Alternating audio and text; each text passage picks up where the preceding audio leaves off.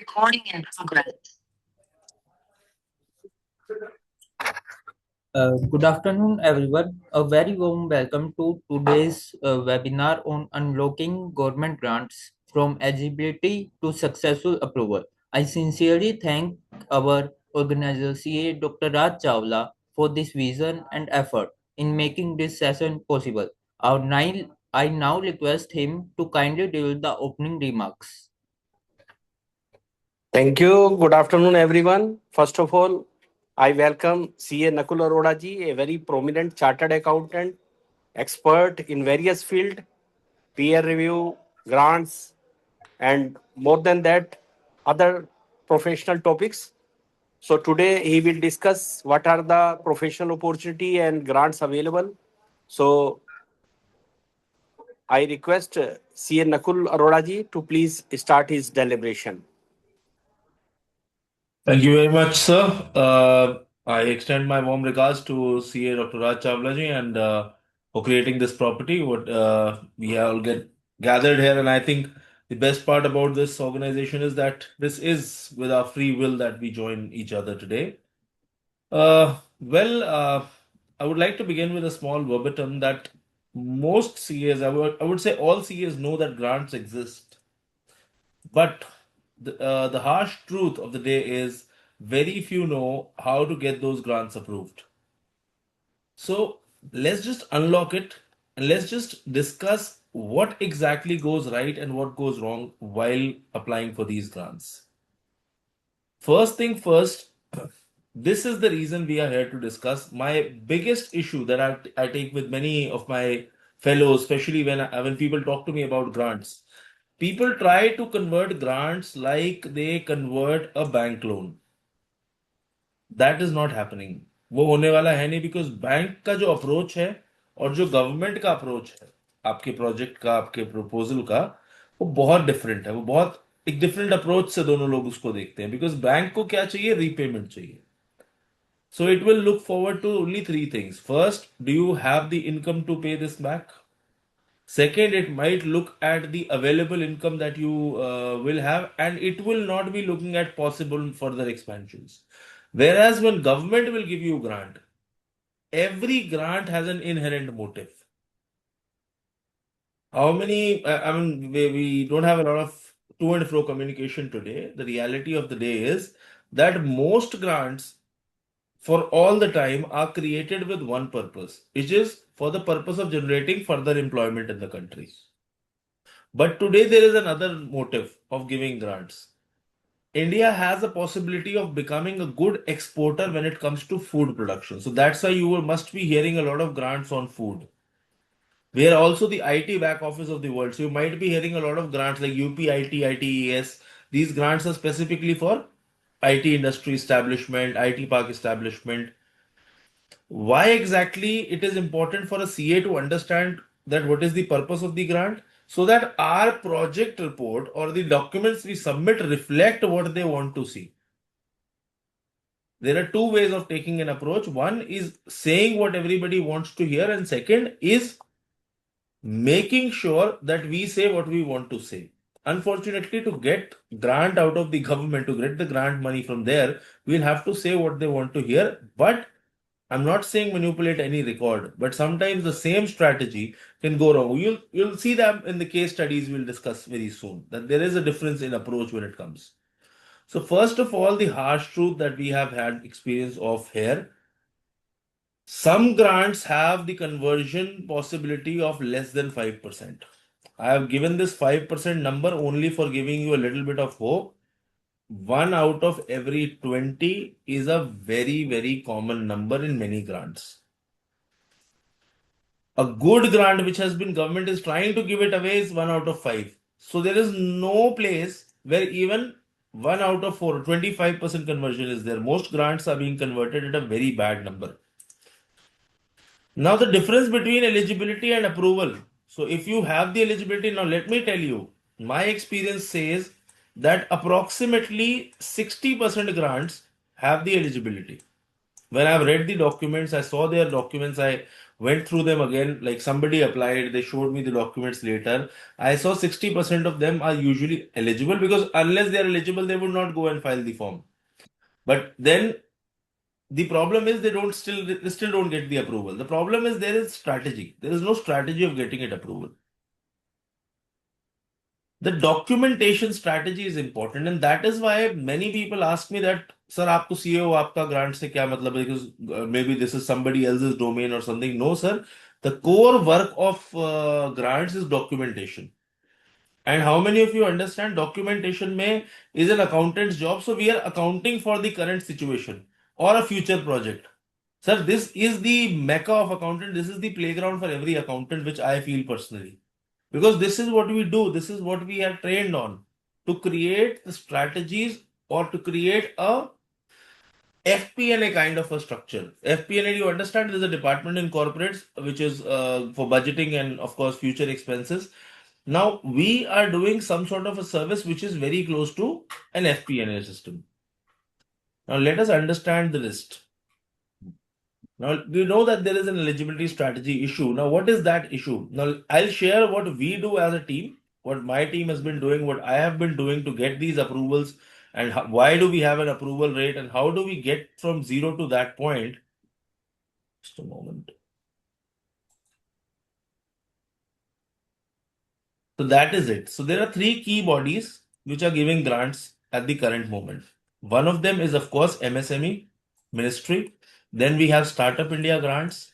Then we have Small Industries Development Bank of India. Then there are many other grants issues, like UP government is giving a lot of grants. Government of Haryana is giving a lot of grants, especially in agriculture and agro-based grants. They're very good in Panipat, Sonipat, Faridabad, these areas. And for UP, you have a lot of IT grants coming in, food processing units. And I can just tell you one small example, like how much government is investing on this. You'll have an idea. The government is paying faculties like me to go and talk to the food processing units without any charge. There is no charge the government takes from these food processing units. Free of cost webinars and seminars, not webinars, proper seminars with lunches and everything are being held, because while lunching is important, because the government is putting in a decent amount of cost to bring people in and learn about them. Now let's understand, the target of the government is clear. They want something out of it. Nobody gives anything to anybody for free. Government wants employment. Government wants you to export these things. Government wants you to make a higher contribution to the GDP. And there's always a need benefit analysis, the cost benefit analysis, which the government does. So let me just share something with you. Let's share the problem. There is a market gap. Clients need new solutions, but they're using outdated tools. My major problem is, and all of you, I hope all of you are CAs here. Many people walk into my office asking for grants when they don't even have a CA consultant on their side. And why a CA consultant is important before you reach for a grant. Your compliances are not proper. Your GST is not in the right shape. Your entire accounting is outdated. You're doing textbook accounting. Trust me, forget about getting a grant. The government is not even looking at your books. So you need to have a systematic approach towards accounting before you think of grants. Because ultimately everything will be proved from the accounts. Your past performance, if it has accounting gaps, it is better if your client comes to you. And I would like to see if you can write in the chats for my comfort. Do you understand the multiple language? Like we have, I think people are from NCR. So very common comment which my family used to make. Please don't take my comment at the face value of it. It's a cheesy comment which my father makes, and he says that fukro ka to rab bhi nahi hota. That people who have nothing, even God doesn't support them. So forget about the government. Many people think I have nothing in my pocket, I'll invest nothing. Government give me money and I'll do every business. Sir, government is not giving any money to anybody who has nothing already. Most grants support like 20% higher side of your entire investment. 80 you have to put in. So we are talking about costing differentiation from 5 crore to 4.2 crores. We are not talking about you have 5 rupees in your pocket and 100 rupees business you can do. No, that cannot be possible. It is just deloading some of your amount. So many grants will be clarified in your mind from today, that most grants, not every grant there is in the book. even which look higher. Let me tell you about UPITIES. Because why am I very passionate about that grant? Because that is the grant I'm applying these days. And you can understand that that is what I'm reading about day and night these days. So the grant is for 20 crores per year. 20 crore capping per year. And the grant is for 5 years. How much is the amount? It is 100 crores. Clear? Many people are saying that 2 crore ke investment mein you get a 20 crore grant. So that's a very wrong approach. That 20 crore is not given away. It's only 10% of your entire expense of staff, your cloud charges, it is your rent and certain expenses which the government reimburses you after the year is ended. So remember, to get 20 crores from the government, you have to spend not 2. 2 is the capex. 20 crore के लिए 200 crore you have to invest first. 200 crore का अगर हम expense करेंगे तभी तो 10% आएगा. And 200 क्यों लगा रहे हैं हम? 20 to 30% तो इलिजिबल एक्सपेंसेस होंगे. तो 250 करोड़ का मूवमेंट, दैट मींस अगर आईटी का प्रॉफिट लगा के हम चलें 250 के प्रॉफिट के लिए we need to have something of 325 के अराउंड का सेल हमें करना पड़ेगा. 325 करोड़ का cell.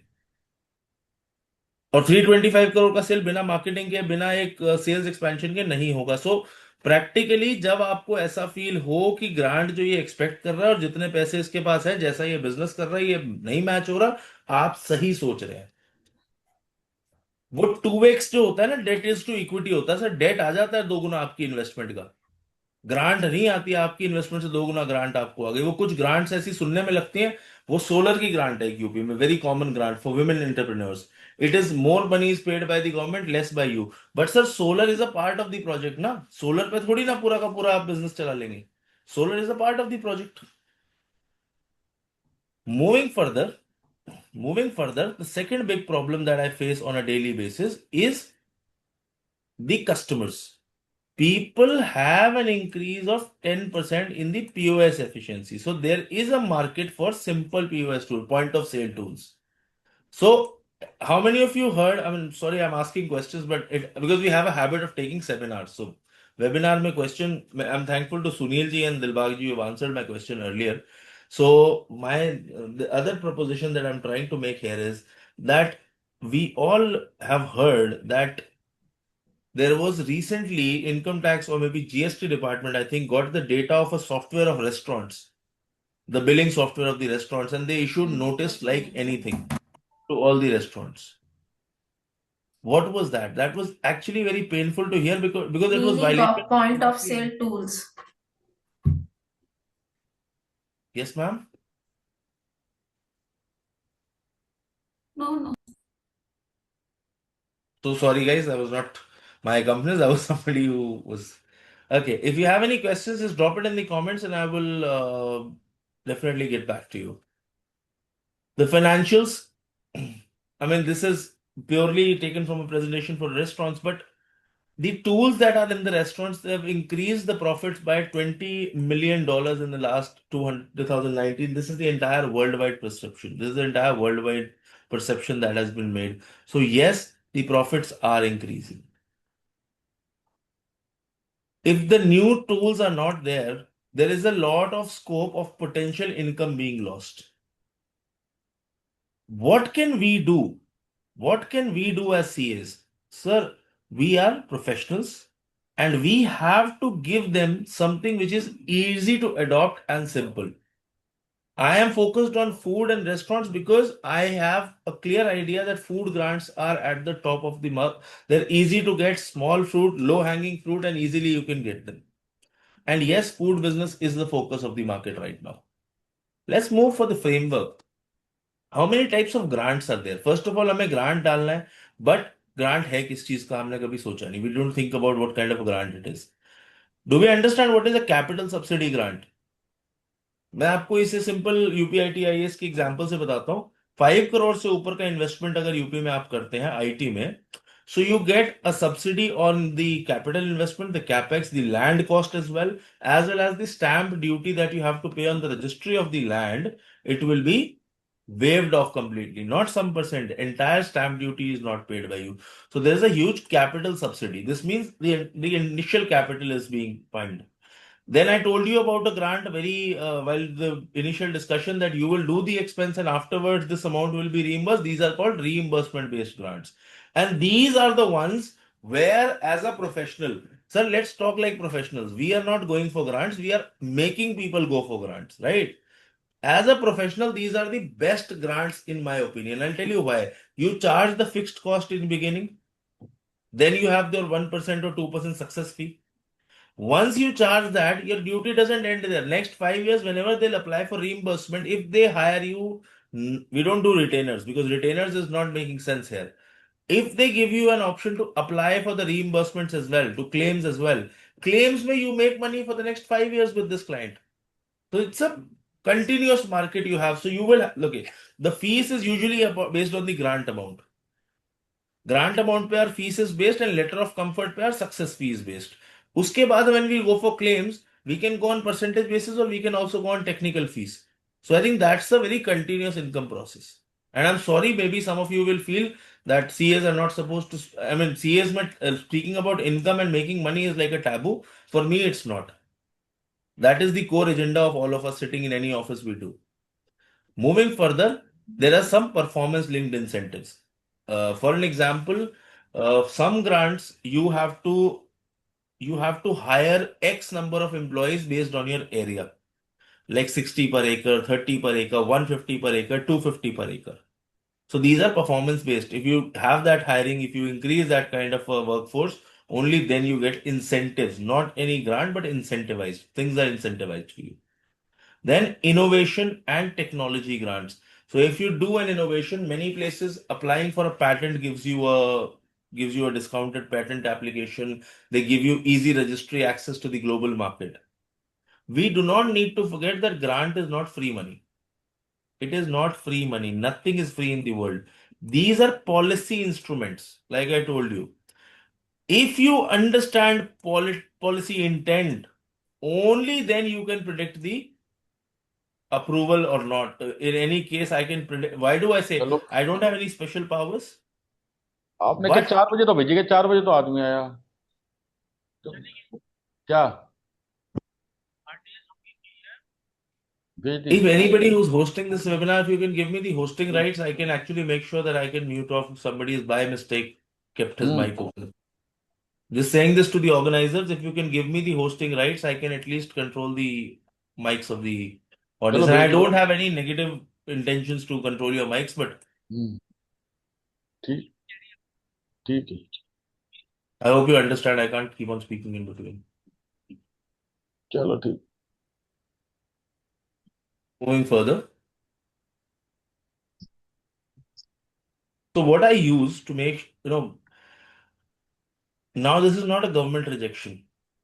I said 60% seem eligible, and this is exactly which converts in my office. So if 100 people have walked into my office since the beginning of I started grant work, I have made sure 40 of them I didn't even approve myself. We reject 40% of the cases on the table before even anything else started. And what we use to do that? First of all, and many people, I also felt when I was young that कुछ schools का record बहुत साफ होता है but वो बच्चे ही उस हिसाब से हायर करते हैं. एक्चुअली लाइफ की ये रियलिटी है. ये ग्रांट्स में तो क्या, सीए प्रोफेशन में भी we have to keep this aligned. कि पहली बात तो सेक्टर अलाइनमेंट देखो. बंदा कहता है हमें ग्रांट दिला दो, कैसे भी घुमा के दिला दो, हमारे को आईटी बेस्ड दिखा दो, आईटी एनेबल्ड दिखा दो और आईटी ग्रांट. ऐसा नहीं होता. सेक्टर आपका अलाइंड होना चाहिए. अगर आप छत्रपति संभाजी नगर में है महाराष्ट्र में, तो आपको ग्रांट मिलेगी ऑटोमोबाइल की, क्योंकि वहां ऑटोमोबाइल की ग्रांट पॉपुलर, वहां पे ऑटोमोबाइल की ग्रांटेड है. अगर आप यूपी में बैठे हैं, गाजियाबाद में बैठे हैं, नोएडा में बैठे हैं, तो आपको मिलेगी फूड रिलेटेड ग्रांट्स. पानीपत में हो, सोनीपत में हो, तो आपको मिलेगा मशरूम प्लांट पे ग्रांट. डिपेंडिंग आपका सेक्टर और आपका ज्योग्राफी अलाइंड होना चाहिए. एंड क्लाइंट के माइंड में एक चीज क्लियर कर देना, भाई पहले पोजीशंस बनाई जाती हैं, पहले कंसल्टेशंस दी जाती है, उसके बाद we go for any fixed cost. आपने रेंटल एग्रीमेंट साइन कर लिया, फिर सीए के ऑफिस में आप मुंह उठा के आ जाते हो, आप कहते हो कि अब हमारी ग्रांट करा दो. सर आपकी ज्योग्राफी गलत हो गई, रेंट एग्रीमेंट या तो फाड़ने के लिए तैयार रहो कि सिक्योरिटी जाती है, मैं दूसरी जगह जाऊंगा. Otherwise let us tell you where geography will help you. Moving stage of business भी हमें एनालाइज करना पड़ता है. ग्रांट्स दो प्रकार की होती हैं सर. एक होती है न्यू यूनिट ग्रांट्स, और न्यू यूनिट ग्रांट्स हमेशा बेटर होती हैं बाय द वे. उसके अलावा होती है एक्सपेंशन रिलेटेड ग्रांट्स। एक्सपेंशन वाली जो ग्रांट्स होती हैं वो आप अगर अप्लाई कर रहे हो तो भी ऐसा नहीं होना चाहिए कि आपके पास क्लाइंट आया, कह रहा है जी मुझे एक्सपेंशन करनी है, मैं लैंड ले चुका हूँ, मशीन में पैसा लगा चुका हूँ और आप आपसे कह रहा है आप ग्रांट संभाल लो। ऐसा नहीं होने वाला सर, प्रैक्टिकली पॉसिबल ही नहीं है ये। पहले आपसे बात होगी, पहले हम बताएंगे कौन सी मशीन आप हमें दिखा दीजिए। मैं अब I can just discuss with you अभी जो सुबह से I been doing. So this is a client which called me today and she has told me already that machine में वी हैव टेकन 25 लाख का इन्वेस्टमेंट, एक में 13 लाख का दूसरा मशीन है। लैंड हमारा लगभग ये रेंट पे हमें मिल जाएगा इस एरिया में। वेस्टेज है, पोल्यूशन जीरो वेस्टेज, जो हमने उनसे कहा ही था कि आपको ग्रीन ग्रांट भी मिल जाएगी। 35 किलोवाट का अपना आउटपुट है और रजिस्ट्री हमारी किस नाम पे हो सकती है मशीन की, हम रेंट भी कर सकते हैं और बाय भी कर सकते हैं। किस स्टेज पे क्लाइंट हमसे बात कर रहा है? जिस स्टेज पे क्लाइंट अभी ग्रांट के लिए जाने का सोच रहा है, बिजनेस स्टार्ट करने का सोच रहा है, यानी कि ऐसा नहीं है वो बिजनेस नहीं कर रहा है, अभी वो जॉब वर्क पे करा रहा है। आप समझ रहे हो मेरी बात को? सब are you all able to understand? अभी क्लाइंट काम कर रहा है, अपनी मार्केट बना रहा है। कैसे बना रहा है? जॉब वर्क से बना रहा है। मैं बता देता हूँ, छोटे से स्नैक्स का फैक्ट्री है इसका, मतलब छोटा सा स्नैक्स का फैक्ट्री डालना है। तो क्या है, लोग कहते हैं नहीं हम लोग काम तो शुरू करें, आपके चक्कर में 6 महीना पहले बैठे रहे। नहीं, 6 महीने नहीं, पहली बात तो हम लोग 15-20 दिन में, 1 महीने में एनालाइज करके चीजें दे देंगे। बट द पॉइंट इज, वो 6 महीने आप क्या कर रहे हो? टाइम वेस्ट कर रहे हो या आपकी कॉल है? आप जॉब वर्क पे भी तो अपना बॉक्स बनवा सकते हो। प्रॉफिट ही तो कम होगा लेकिन कुछ तो होगा, मार्केट में आपकी ब्रांडिंग होनी स्टार्ट हो जाएगी। You will start having customers, you will start having agents. तो स्टेज ऑफ बिजनेस अगला एनालिसिस होता है जो हम कर लेते हैं। अगली बात होती है ये सर, और इसके बिना तो मैं बता रहा हूं अपने ऑफिस में एंटरटेन करने की जरूरत ही नहीं है लोगों को। मेरी बात किसी को हार्श लग रही हो तो मैं माफी चाहूंगा दोनों हाथ जोड़ के, लेकिन सच यही है। कोई क्लाइंट आपके पास आता है, उसके पास पैसा ही नहीं है, वो कहता है जी मेरे पास तो जीरो पड़ा है, अब आप करवाओ सारा काम। मैं आपसे छोटा सा क्वेश्चन पूछता हूँ, कोई क्लाइंट आपके पास आता है, कहता है नया जीएसटी नंबर लेके लोन दिलवा दो मुझे 1 करोड़ का, दिलवा सकते हैं हम लोग या नहीं? हाँ या ना में जवाब दे दीजिएगा सिंपल चैट बॉक्स में। नहीं दिलवा सकते ना। उसको एंटरटेन करने के दो ही तरीके होते हैं, या तो हम उसे ऑफिस में बिठाए रखते हैं, चाय पिलाते हैं, समोसे खिलाते हैं, वो 3-4 बार हमारा सिर खाता है और फिर चला जाता है, हमें कोई फीस नहीं आती, बस हमें अच्छा लगता रहता है कि एक बड़े काम की डिस्कशन हमारे ऑफिस में रोज हो रही है। रियलिटी इज, आप अगर उस क्लाइंट को एंटरटेन ना करके उस पर टाइम लगाएंगे जिसकी एक्चुअल में कैपेक्स की अवेलेबिलिटी तो है, उस पर पैसे तो होने चाहिए ना। बिजनेस करेगा कहां से? आपके ऑफिस में आके बैठ गया, मेरे ऑफिस में आके बैठ गया कि मुझे ग्रांट दिला दो, ग्रांट मैंने सुना गवर्नमेंट बहुत अच्छा पैसा देती है। मैं आपको एक एग्जांपल देता हूँ, ये बहुत पर्सनल है। एंड सॉरी, जब मैं सेशंस लेता हूँ तो I talk like I am talking to a family और फ्रेंड। बिकॉज होता क्या है, वो माइक्रो प्लास्टिक का जो सेशन होता है ना, कि बड़े स्टाइल से सेशन लेना मुझे आता नहीं है। I try to keep it as real as possible. अभी एक फ्रेंड है मेरा, बहुत पहले कभी मेरे साथ जॉब करता था। He lives in Ireland right now.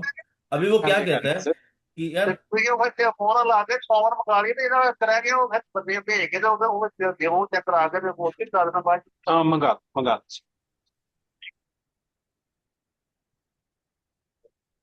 Thank you. सो होता क्या है, वो मेरे से कहता है फोन करके, एंड आप लोग सब आपको अगर मेरे को बताना, अगर आप किसी को चैट में, अगर किसी को ये रिलेटेबल लग रहा है, वो मुझे फोन करता है, कहता है नकुल कहीं से मुझे 1-2 करोड़ का लोन दिलवा दे, मैं पैसा मार्केट में डाल दूंगा, शेयर मार्केट में उसको 2-3 करोड़ बना के लोन भी उतर जाएगा, एंड मैं वील डू गुड बिजनेस, तो उनको जो पैसा चाहिए 5-10% तू रख लियो। Let me ask you a question, भाई आप 3 साल से आयरलैंड में रहते हो, इंडिया में आप हो नहीं, आपका काम धंधा कुछ है नहीं, जॉब आपके पास है नहीं, प्रॉपर्टी के अगेंस्ट लोन लेना मुश्किल हो जाएगा आपके लिए, आप कहां से पैसे ढूंढ रहे हो? कहां से आएंगे 2 करोड़ रुपए? कौन सा बैंक बैठा है आपको देने के लिए? फ्रॉड करने के लिए भी बेसिक डॉक्यूमेंट बनाने पड़ते हैं सर यहाँ पे। और ये लोग हमसे एक्सपेक्ट, और इस बंदे को अगर मैं एंटरटेन कर दूं ना 2-3 बार, ये मेरा सिर खा जाएगा रोज फोन कर करके, कोई फायदा नहीं होने वाला सर। अपने को भी, हमारा टाइम वैल्यूएबल है, हमें अपनी हेल्थ और अपने फिटनेस पे भी ध्यान देना है, हमें अपने माइंड पे भी ध्यान देना है, कंपनी फर्म भी चलानी है, सीए फर्म की बात कर रहा हूँ, हमें अपनी फर्म भी चलानी है और काम भी करना है। ऐसे लोगों को एंटरटेन करने का सबसे बढ़िया थर्ड गेट पे इनको आउट कर दो। मैं ग्रांट्स में बता सकता हूँ आपको, अपनी प्रैक्टिस कैसे करनी है आपकी इच्छा है।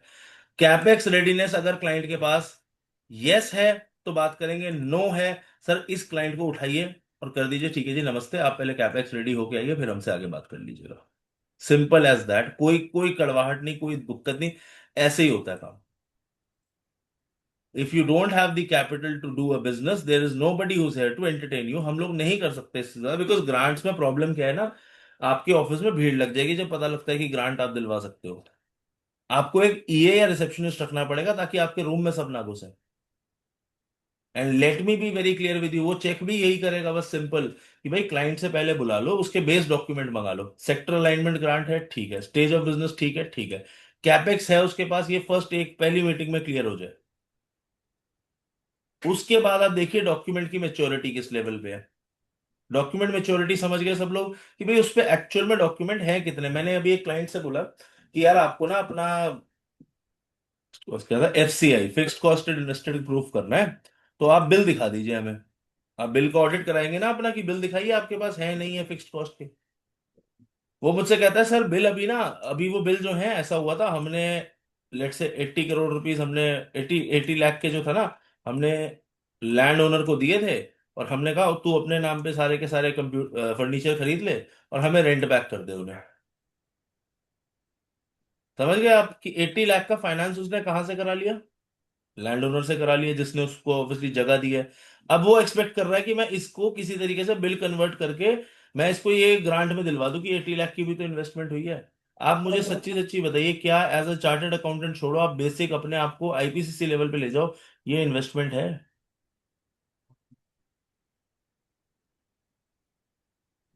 सर कैपिटल सब्सिडी सिर्फ MSME नहीं, capital subsidy generally non MSME के पास ही जाती है, बिकॉज कैपिटल सब्सिडी बहुत बड़ी होती है विजयंती जी। कैपिटल सब्सिडीज तो 200 करोड़ के प्रोजेक्ट्स के लिए है। 200 करोड़ के प्रोजेक्ट पे मैं गलत हो सकता हूँ, MSME तो नहीं बचेगी 200 करोड़ के ऊपर जाके। There is a subsidy, for example आप IT पार्क बनाइए यूपी में, गाजियाबाद और नोएडा जैसे एरिया में नहीं होना चाहिए। और आपको मैं बता देता हूँ, इससे बढ़िया एरिया मेरठ में भी बहुत अच्छा IT पार्क आप डेवलप कर सकते हो, बट वहाँ 200-300 करोड़ की ग्रांट है। तो कैपिटल सब्सिडी बहुत मोटी है, लेकिन आपको उसके लिए पहले स्टडी करना पड़ेगा। MSME का तो एक देखिए, MSME एक मिनिस्ट्री है जो माइक्रो स्मॉल मीडियम एंटरप्राइजेस को केटर करती है। ग्रांट सिर्फ MSME नहीं देती, ग्रांट गवर्नमेंट, स्टेट गवर्नमेंट भी देती है, सेंट्रल गवर्नमेंट भी देती है। फूड रिलेटेड ग्रांट हो या कुछ भी, ग्रांट देनी है गवर्नमेंट ने, इन्होंने तो अप्रूव कर देना। अल्टीमेटली पैसा तो आपको ट्रेजरी से आना है किसी के भी नाम से। अब जैसे फॉर एग्जांपल मैं बताता हूँ, यूपी की बहुत सारी ग्रांट्स ऐसी हैं जो एक कंपनी है मेरठ में, इट्स लिमिटेड कंपनी, हमें उसमें जाके वो अप्लाई और अप्रूव करनी होती है। प्रोसेस कैसा भी हो सकता है। ठीक है सर, ओके, बढ़ते हैं आगे। अब अगली चीज सर, सबसे इंपॉर्टेंट, अगली चीज आती है सबसे इंपॉर्टेंट, कंप्लायंस की हिस्ट्री। मैं कहता हूं मेरे पास अगर कोई क्लाइंट आता है, कहता है जी मुझे ग्रांट अप्लाई करनी है, मेरा हाथ कैसे उठ गया? सो सॉरी गाइस, मुझे नहीं पता मेरा हाथ कैसे उठा, वो उठा ही दिख रहा है, रिलेटेड भी ये लो रहा है। द पॉइंट इज, लोग मेरे पास आए, कहते हैं सर ग्रांट चाहिए एंड ये ग्रांट दिला दो। I just ask them, the first question is आपका CA कौन है? गलत क्वेश्चन लगता है लोगों की, भाई मुझे, मैं कोई अपने, मैं ये नहीं कर रहा मैं अपना कोई प्रोफेशन का उद्धार कर रहा हूँ कि उसका CA कोई नहीं है तो मैं उसको एंटरटेन नहीं कर रहा। अगर वो मुझसे कहता है कि जी मेरे पास CA नहीं है, मेरे पास एक लॉयर है, मेरे पास एक अकाउंटेंट है जो काम संभाल रहा है, हो सकता है कोई अकाउंटेंट बहुत टैलेंटेड हो, बहुत नॉलेजेबल हो, बट मेरा कॉन्शियस माइंड जो है वो पहले आ जाता है कि इसकी कंप्लायंस में प्रॉब्लम हो सकती है। और अगर वो कहता है कि मेरा CA है, बट उससे कंसिडर करे बिना मैं आपसे बात कर रहा हूं, मैं वहां भी कॉन्शियस हो जाता हूं सर, मैं बताता हूं। क्योंकि CA से या तो आपके बहुत अच्छे रिलेशंस होते हैं, या मेरा मानना है आप उसकी फीस टाइम पे नहीं देते। एग्जाम्पल दे रहा हूँ सर, हंसी मजाक के लिए, थोड़ा मूड लाइट रखने के लिए, लेकिन बात यह है कि अगर आप अपने CA से अच्छा रिलेशन नहीं रख रहे हो, तो हो सकता है that you are not one of the preferred clients. Non preferred client के कंप्लायंसेस में प्रॉब्लम हो सकती है, हमारे ऑफिस में भी होती है, आप माने ना माने। हो सकता है आप एक बहुत अच्छा कंप्लायंट ऑफिस चला रहे हो, 100% compliant, but reality is compliance history बहुत इंपॉर्टेंट है। मेरे सामने ग्रांट्स रिजेक्ट होती हैं, इवन जब हम कंप्लायंट रेगुलर करके देते हैं उनकी, कि आप कंप्लायंस लीजिए, आप उन्हें रेगुलर कर लीजिए, नेक्स्ट मंथ में हमने GST की रेगुलेशन कर दी, सब कर दिया, बट बिकॉज पीछे से GST रेगुलर चला आ रहा है, there have been cases the grant has been rejected without giving reason. That was the reason कि आप पहले ही कंप्लायंट नहीं हो। जब आप GST से कंप्लाई नहीं कर रहे, जो बेसिक चीज है, तो गवर्नमेंट आपसे कैसे एक्सपेक्ट करेगी कि आप आगे कंप्लायंस को पूरी तरीके से मेंटेन करेंगे? I hope everything is clear until now. Which nature of grants other than capital subsidy are available for SMEs? Gaurav sir, grants like many grants are many expense based grants are there. Like some grants are not capital in nature, they are revenue in nature. मैं आपको दिखा देता हूँ, मैं देखता हूँ अगर आपको एक सेकंड में मैं उस ग्रांट के कुछ पार्ट्स दिखा सकूं। एक मिनट रुकिएगा sir. I hope you guys are okay with me switching on to the presentation थोड़ा थोड़ा सा, ताकि सबके क्वेश्चंस भी साथ साथ आंसर होते रहे। बिकॉज वो कोशिश करी जाती है कि लास्ट में सारे क्वेश्चन ले लेंगे, वो होते नहीं है मेरे हिसाब से। हम साथ साथ करेंगे तो आई थिंक बेटर हो जाएगा। Just a moment, give me a moment.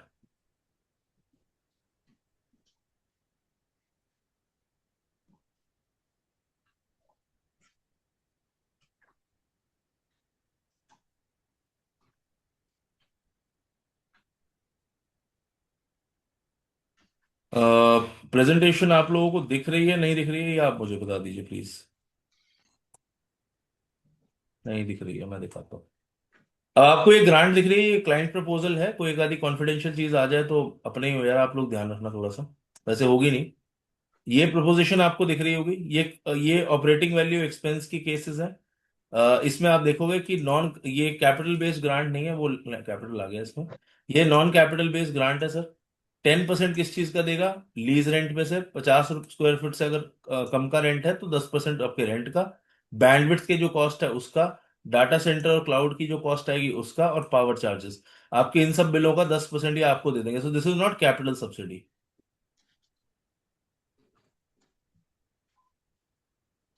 किरत बंसल जी, मैं एक छोटी सी बात यहाँ कह देता हूँ। मैं कोई भी गवर्नमेंट रिलेटेड चीज पे कमेंट नहीं करूंगा, और ये कोई मैं अच्छी बात, कोई बड़प्पन नहीं दिखा रहा हूँ ना कमेंट करके। सर मुझे क्या पता गवर्नमेंट क्या करने वाली है नेक्स्ट, डिसकंटिन्यूएशन होगा नहीं होगा स्कीम का, सर ये गवर्नमेंट का डिसीजन होता है। वो स्कीम ओके करके एलओसी के बाद आपको स्कीम ना दे, मेरी तो उसमें कोई जिम्मेदारी नहीं है। मैं आपको छोटी सी बात कहता हूँ, हम लोग एक डॉक्यूमेंट बनाते हैं क्लाइंट के साथ जिसे बोलते हैं एंगेजमेंट लेटर। एंगेजमेंट लेटर पे लिखा होता है लेटर ऑफ कंफर्ट पे आप हमारी फीस पे कर देंगे। अगर लेटर ऑफ कंफर्ट के बाद गवर्नमेंट कहते हैं कि जी हम तो स्कीम ही डिसकंटिन्यू कर रहे हैं और जो अप्रूव्ड है उसे भी रिजेक्ट कर रहे हैं। अभी रिसेंटली कुछ ऐसा भी हुआ ना कि वो जो सोवरेन बॉन्ड्स के ऊपर नॉन टैक्सेबल जो उनका जो जब वो इन कैश होने थे, जो वो नॉन टैक्सेबल था, उस पर टैक्स लगा दिया गवर्नमेंट ने। तो हम गवर्नमेंट की किसी भी एक्शन पे कमेंट करेंगे नहीं। एंड ये कोई बड़प्पन नहीं है, ये रियलिटी है सर। हम बता ही नहीं सकते गवर्नमेंट कल को क्या करे, तो स्कीम होगी नहीं होगी कल को, वी डोंट नो। हम ये कह रहे हैं जो है उस पर काम करते हैं। And this is what I like to do in my sessions. Let's talk about things we can do instead of things we speculate about कि ऐसा होगा या वैसा होगा। मेरा कोई ऐसा गवर्नमेंट कॉन्टैक्ट नहीं है, ऐसा कोई गवर्नमेंट से रिलेशन नहीं है कि मुझे पहले से पता लग जाता हो कि क्या होने वाला है। सो रियलिटी इज, लाइजनिंग की मेरी डेफिनेशन इतनी है, जब आप ग्रांट लेके जाते हो, अच्छी ग्रांट होती है, लाइजनिंग आपके पास चल के आ जाती है। आपसे लोग बात करने आ जाते हैं, और वो जो लाइजनिंग जिस चीज को आप बोलते हो वो आपके साथ खुद ही आपके पास लोग पहुंचेंगे, हो जाएगी। आपका डॉक्यूमेंटेशन स्ट्रांग होना चाहिए, आपकी ग्रांट की एप्लीकेशन स्ट्रैटेजी स्ट्रांग होनी चाहिए। Let's move further. ये हमारा ग्रांट एप्लीकेशन का प्रोसेस है। This is how we apply for the grant. समझिएगा, केस स्टडी से पहले समझ लीजिए, there is a different approach we have to follow. सबसे पहले, और मैं आपको बता देता हूँ, यही वो स्टेप्स हैं जिसके हिसाब से आपको बिलिंग भी करनी है अगर आप ग्रांट्स कर रहे हो, बिकॉज ये बिलिंग बहुत सॉलिड होती है। आप प्री एप्लीकेशन डायग्नोस्टिक करेंगे। मैंने आपको क्या बोला कि हम लोग 40% केसेस को तो रिजेक्ट ही कर देते हैं, ऐसे ही बोला था मैंने। Did I say that? Yes. Now what about those 40%? तो इसका मतलब क्या है सर? मैं अपने 60% क्लाइंट से फीस चार्ज करता हूँ, टाइम तो 100 को दे रहा हूँ। अगर मैं इन 40 को स्पेयर कर दूंगा तो चांसेस हैं कि मैं इन 60 पे बर्डन डालूंगा उस कॉस्ट का। So rather it's better there should be a charge for pre diagnostic. हमने वो पहले लिया, प्री डायग्नोस्टिक किया, जवाब दिया, जवाब किसी भी तरफ गया, it hardly matters. Pre diagnostic fees is already paid. इसमें कुछ लोग क्या ऑप्शन देते हैं जो ग्रांट्स के स्ट्रेटेजिक एडवाइजरी करते हैं, वो लोग कहते हैं अगर आपका ग्रांट आगे जाएगा तो ये जो फीस आप यहाँ पे कर रहे हैं वो आगे लेट्स से 60% या 20% या 50% आगे एडजस्ट हो जाएगी। That's a personal call, professional call जो आपको लेनी है। इसके बाद हम प्रोजेक्ट रिपोर्ट को स्ट्रक्चर करेंगे। सबसे पहले कि स्ट्रक्चर बनाएंगे प्रोजेक्ट रिपोर्ट का, क्या फोकस करेंगे उसमें? हम फोकस करेंगे इस चीज पे कि गवर्नमेंट का इंटेंट क्या है उस ग्रांट के पीछे।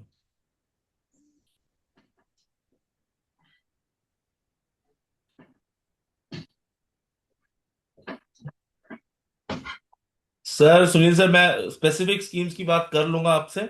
मैं थोड़ा सा चाह रहा हूँ एक बार हम इन चीजों पर रोशनी डाल लें। मैं बिल्कुल आपसे बात करूंगा स्पेसिफिक स्कीम्स के बारे में भी, I promise. I make sure I dedicate some time to talk about specific schemes. But for now let's carry on with what we are discussing.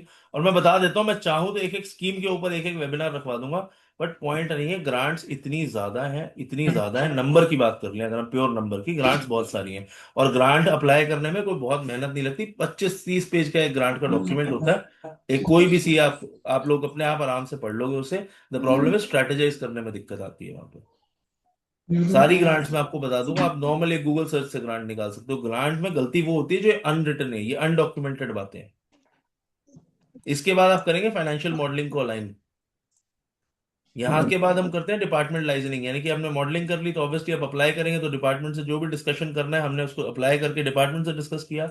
अब हम उस सबमिशन कर देंगे तो उसके बाद ट्रैक करेंगे कि कहाँ तक पहुंची।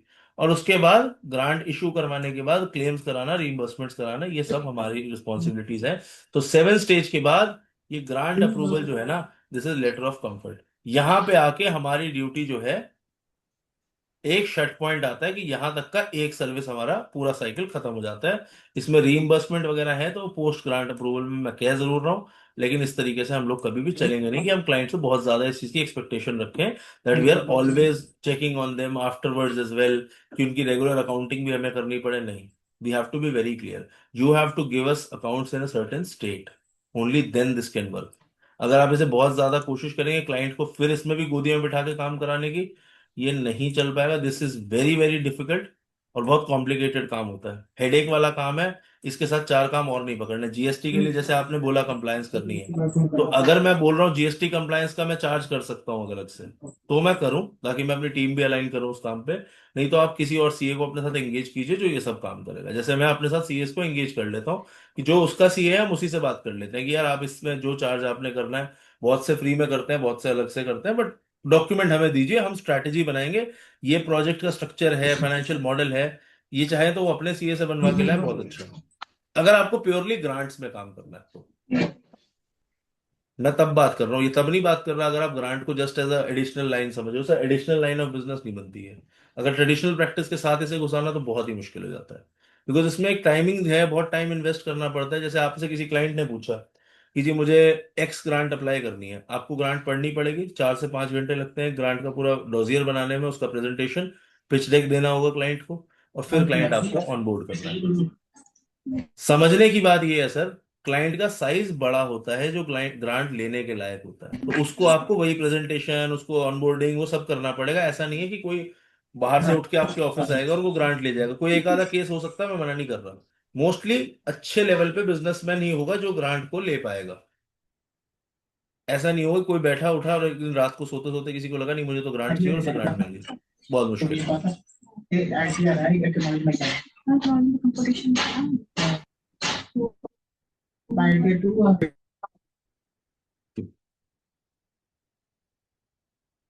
ओके, यहाँ पे आते हैं। There is Yes, a sir. kindly request to all the participants to kindly mute if you are not asking any questions. Thank you. Thank you, sir. There are some questions. Yes, Vijanti ji, there are certain grants where NRIs can apply. That's not a problem. NRIs can apply through a local made company. NRIs can come and invest in India, and there are many grants that will help them. But most of them have the first requirement as being the Indian resident, Indian citizen. So that's a different story.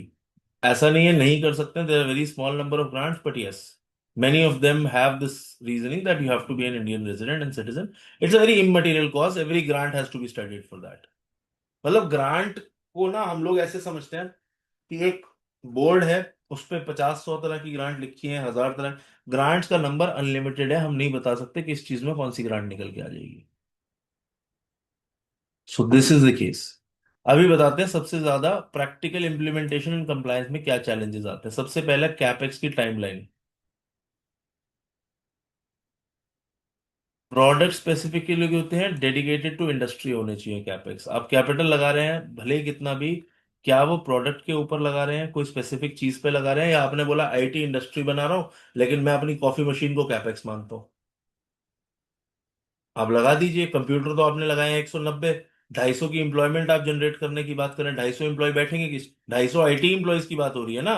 आपको लग रहा है कि आप peon को भी उसमें गिन देंगे, ऐसा नहीं होगा। So things should make sense. Capex की टाइमलाइन ही आगे पीछे हो रही है आपकी। एक सबसे बड़ी मिस्टेक, ग्रांट की डिस्कशन ग्रांट अप्लाई करने से पहले होती है, बिजनेस शुरू करने से, खर्चे करने से पहले होनी चाहिए। एक दो खर्चे अंडरस्टैंडेबल डिस्कस हो जाते हैं, नहीं तो आपको तीन क्वेश्चन पूछता है ग्रांट में वो सिंपल। पहला क्वेश्चन तो वो इतनी ऑडिट करेगा इस चीज की कि वो खर्चा सही में उतना ही हुआ है या ऑथराइज था नहीं था। दूसरी प्रॉब्लम, वो आपसे सवाल पूछेगा आपने किसके मतलब बिना ग्रांट के आपका क्या प्लान है। अगर ग्रांट ना दे हम, फर्ज कीजिए, तो क्या प्लान है आपका। अगर आप उसमें ये जवाब लिख के देते हैं तो जी हम तो फिर भी काम करेंगे ही करेंगे। आपको लग रहा है ग्रांट अप्रूव होगी? नहीं। If you give them the statement और दी, if your representation says that you will do this, provided the grant or not, there will be a reason that this grant is going into a dung. So this business is happening, the grant comes or not. The government is not giving grant. You can say that if we will not get the grant, ये जवाब बता रहा हूँ, को होना नहीं चाहिए scenario, but हो गया है। हम उस केस में क्या बोलते हैं, सर ये बिजनेस तो होगा, ग्रांट मिले ना मिले, बट इसका स्केल ऑफ ऑपरेशंस बदल जाएगा। भाई 5 करोड़ का प्रोजेक्ट है, आप अगर पैसे नहीं दोगे तो ये 4.2 का रह जाएगा। अब ये 4.2 के प्रोजेक्ट में भी आप 250 की जगह 180 इंप्लॉय आएंगे। हो सकता है 100 ही इंप्लॉय रख पाऊं, बट ये थोड़ा सा पुश जो आप दोगे ना, इससे इंप्लॉयमेंट बढ़ जाएगी। बट वही इंटेंट ऑफ ग्रांट इंपॉर्टेंट होती है यहाँ पे। अगर इंटेंट ऑफ ग्रांट आपकी पकड़ में है तो chances are you will get hold of it. और इसमें ना इंटेंट ऑफ ग्रांट आप पॉलिसी डॉक्यूमेंट से नहीं समझ सकते। आपको उस ग्रांट की अनाउंसमेंट की न्यूज ढूंढनी पड़ेगी। जब वो पार्लियामेंट या लेजिस्लेटिव असेंबली में या कहीं पे अनाउंस हुई होगी ना, वो क्या इंटेंट से अनाउंस हुई थी, वो इंपॉर्टेंट है। अच्छा, एक सबसे major issue sir GST in compliance की इनकंसिस्टेंसीज, मैं पहले भी बता चुका हूँ, रीआइट्रेट कर रहा हूँ, एम्फेसाइज कर रहा हूँ इस बात पे। जीएसटी कंप्लायंस इनकंसिस्टेंसी बहुत कॉमन होती है। जिन लोगों को ये लगता है कि फ्री का पैसा ले लेते हैं, थोड़ा बिजनेस में पुश आ जाएगा, सर ये फ्री का पैसा नहीं है, ये चलते बिजनेस में पुश है सिर्फ और सिर्फ। फ्री का पैसा कहीं नहीं मिलेगा। जीएसटी कंप्लायंस अगर आपके कोई क्लाइंट आज की डेट में नहीं ढंग से कर रहे हैं तो उनको पुश कीजिए। ऐसा देखिए, हम तो कंप्लायंस करा देंगे रेगुलर, आप करा देंगे, हम करा देंगे भी, चलो 2-3 साल 2-3 महीने के आगे पीछे है हमने कर दी। बट अगर आपकी रेगुलर रिटर्न भी 22 तारीख को और 24 तारीख को जा रही है, that also raises suspicion for the government. The compliance means getting it filed on time, on every passing day, every passing month. उसके बाद sir related party, related party से आप कितनी परचेजेस कर रहे हो, why is this important. Sir government को ये भी तो देखना है ना कहीं आप मनी मनी मैनिपुलेशन ना करते हैं। ये मैं कह रहा हूँ, पोस्ट ग्रांट में भी अगर लोग रिलेटेड पार्टी का ज्यादा इशू क्रिएट करते हैं, so grant can be recalled, the grant can be, जो आपकी बची हुई ग्रांट है वो डिसकंटिन्यू भी करी जा सकती है। सो रिलेटेड पार्टी को एक तो डिस्क्लोज कीजिए, इंडेस का, एएस का, जो भी आप फॉलो कर रहे हैं पूरा कंप्लायंस होना चाहिए। और अपने सीए को ऑन बोर्ड रखना होता है ग्रांट के समय, कि वो आपको किस तरीके से इन मैटर्स में क्लैरिफिकेशन, क्लैरिटी दिलवाएगा। ये नॉन ग्रांट रिलेटेड है। Grant ultimately is a combination of all the services the CA provides in totality. So multiple CAs have to align and make sure the stage compliant. और ये delayed machinery commissioning क्या होता है? Machine आपने लिखा, government ने बोला for example most grant से कि 40 दिन के अंदर या 2 महीने के अंदर या 4 महीने के अंदर कमेंसमेंट कर दीजिए आप बिजनेस का।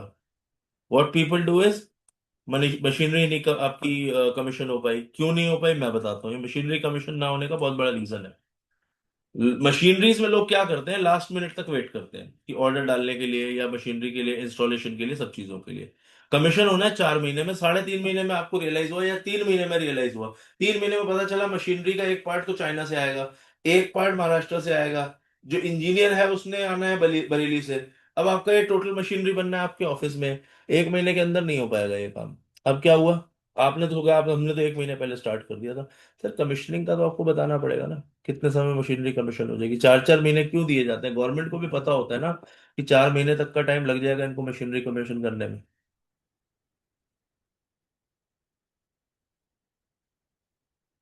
Sir I can guide you about the grants available Gaurav ji, but the problem in that is कि I am not talking about specific grants today and I don't want to talk about grants. में मैं जाऊंगा, it will take, मतलब आप घंटों तक बात करते रहिए। आप बिजनेस बताइए मुझे, मैं आपको ग्रांट अलाइन करके देता हूँ उसमें। It's very difficult for me to verbally say all the grants as well. किस एरिया में है, कौन सी जगह का, कौन सी ग्रांट जाननी है आपको बता दीजिए, मैं आपको बताता हूँ। होटल रिजॉर्ट्स में गोवा में बहुत अच्छी ग्रांट्स अवेलेबल है अभी। वाराणसी, अयोध्या, यहाँ पे बहुत अच्छी ग्रांट्स हैं। यूपी में बात कर रहे हैं तो, अगर आप बात कर रहे हैं हरियाणा में, तो there is no grant for I think resorts, but yes there are grants for hotels and of course lay offs. और अच्छे होटल्स के लिए जेवर के आसपास आपको बहुत अच्छी ग्रांट्स मिल जाएंगी इस समय। तो I can list out the grants, आप मुझसे बता दीजिएगा जिस तरह की ग्रांट्स आपको चाहिए, आप मुझे कॉल कीजिएगा, I will share the grants with you. We all are like all are CAs here, so never we don't have this problem ever. आते हैं सर इंपॉर्टेंट बात पे, केस स्टडीज पे।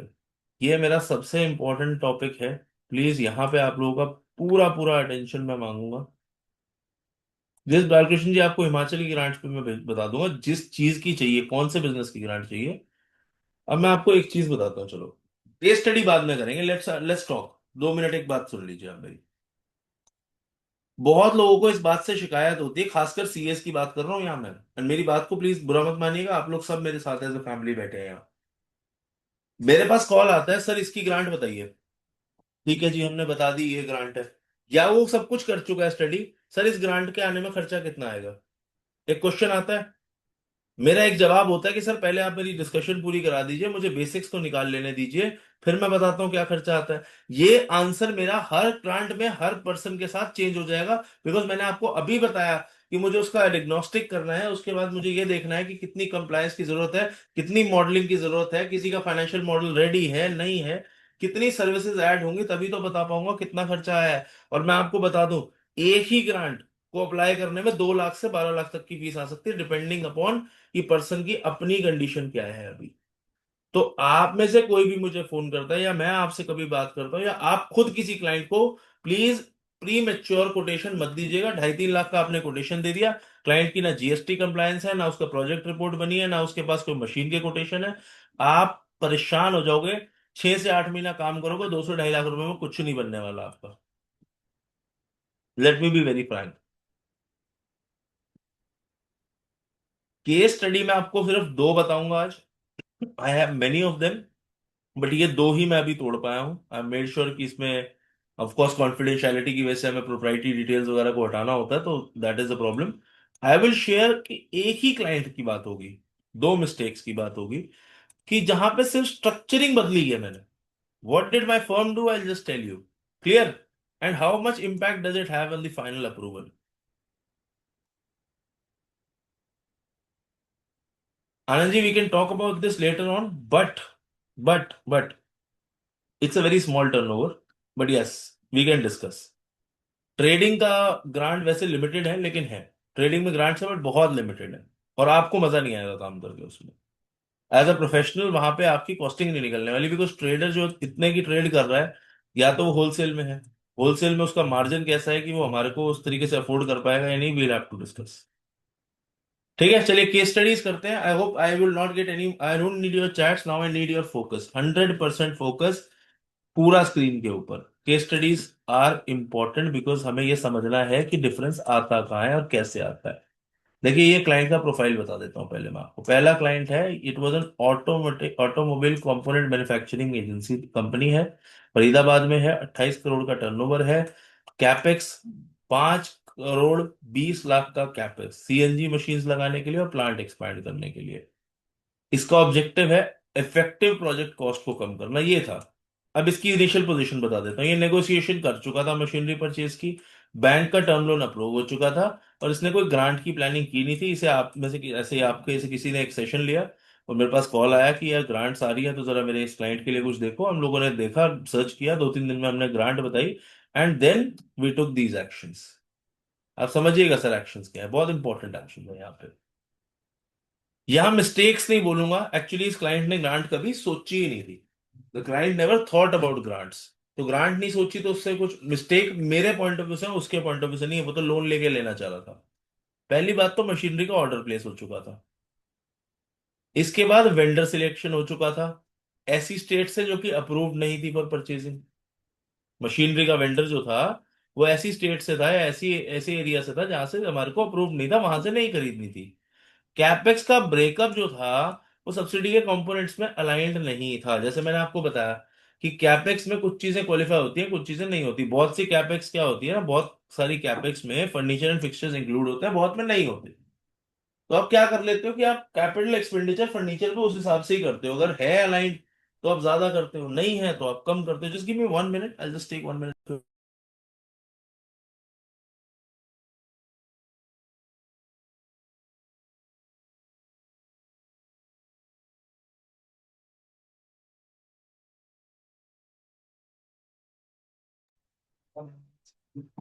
Moving further, so what happened is, अभी यहाँ पे इस client के साथ क्या पोजीशंस बनती है वो आप समझिए। यहाँ पे एनर्जी एफिशिएंसी का डॉक्यूमेंटेशन है। मैंने आपको अभी बताया था, एक क्लाइंट से मेरी आज ही बात हुई है, आपके इस मीटिंग से, हमारे मीटिंग से थोड़ी देर पहले।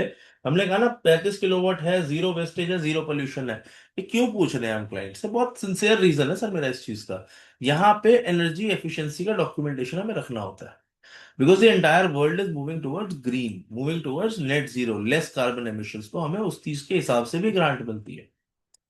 अब यहाँ पे जो इसकी प्रोजेक्ट कॉस्ट थी उसकी 30% एलिजिबिलिटी थी। अब यहाँ सब्सिडी का जो लॉस था वो 1.3 करोड़ था। आपको मैं याद दिला दूं कि पूरे प्रोजेक्ट की जो कॉस्ट थी सर, वो 5.5 करोड़ के आसपास है, 5.2। 20% तक की एलिजिबल सब्सिडी का लॉस है।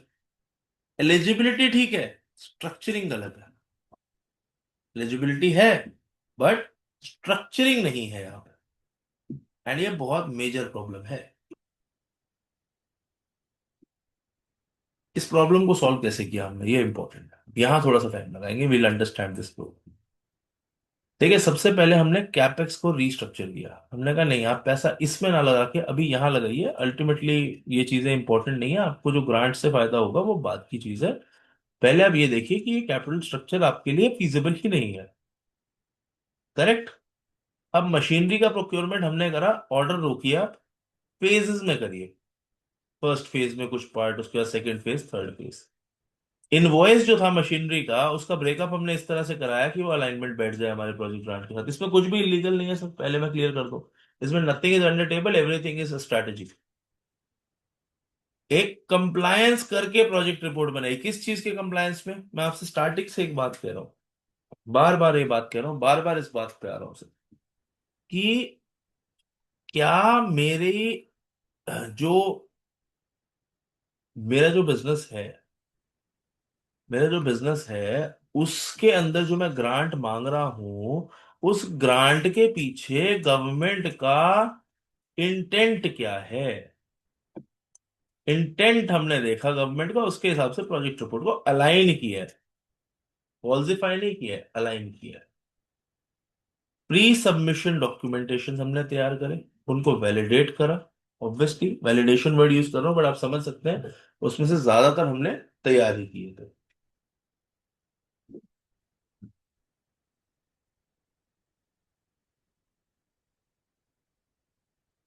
28।